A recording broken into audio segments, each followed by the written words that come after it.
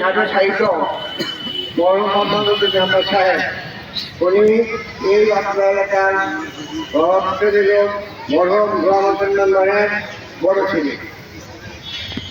উনিও ছোটবেলা থেকে লেখাপড়া থেকে এই সাথে বাংলাদেশে দীর্ঘদিন তার বাবা তার দাদাও ব্যবসা করছে, সেও তাদের সাথে জড়িত ছিল।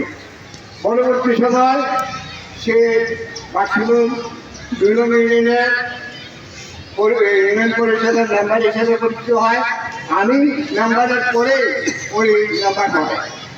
তো আরেক দিক দিয়া এই মন্দার মেম্বার মরহুম মন্দার মেম্বার সাহেব অনেক আমার কাছের লোক এবং সম্পর্কে ভাবি না। ওর মামার বাড়ি আমার মামার এই পাশাপাশি, ওই হিসেবে আমার ভাইটি ছিল, ওই হিসেবে মামা ডাকতো। আমি মরহুম গোলাম হোসেন মেম্বার করে আমাদের ভাই বোনের একটা সম্পর্ক আছে। সেই বিধায় তার এই দীর্ঘ হায়াতে বয়সে হয়তো আমার 1-2 বছর বড় হইতে পারে, সমবয়সী হইতে পারে। এই দীর্ঘ হায়াতে চলার পথে তার কথাবার্তা আচরণে কারো মনে যদি কষ্ট দিয়ে থাকে, আল্লাহ সকলে আজকে ছেড়ে দিয়ে দেবে, তাকে নাম করে দেবেন। আল্লাহ সকলে তাকে নাম করে দেবেন। আল্লাহ সকলে তাকে নাম করে দেবেন। যে আমাদের সৈয়দুল মাদ্রাসার অত্যন্ত জাহির বলতে ইয়া ছিল, মেয়র দরবার এবং পরিষদের মেম্বার হিসেবে সকল কিছু থেকে সব দিক দিয়ে যদি কোনো রকমের তার ভুল হয়, আজকের এই সময়ে শেষ দিকে আপনার সবাই খবর দেবেন।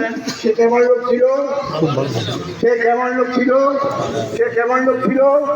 তার কাছে যদি কোনো পাড়া দাঁড়া থাকেন, তার ওয়ারিশ আছে, তার বড় ছেলে জহির এবং ছোটবেলা আরেকজন বিদেশ প্রবাসী আছে, তার ভাই হুমায়ুন আছে, বিরাজে আছে, তাদের কাছে বলবেন।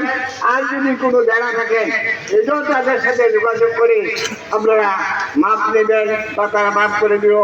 এই বলে আমার সংক্ষিপ্ত বক্তব্য সবার দীর্ঘায়ু কামনা করে এই শিক্ষিত পরিবার যখন যুক্ত হয়ে নিতে পারে এই আশাবাদ ব্যক্ত করে আমি বিদায় দিচ্ছি। আসসালামু আলাইকুম।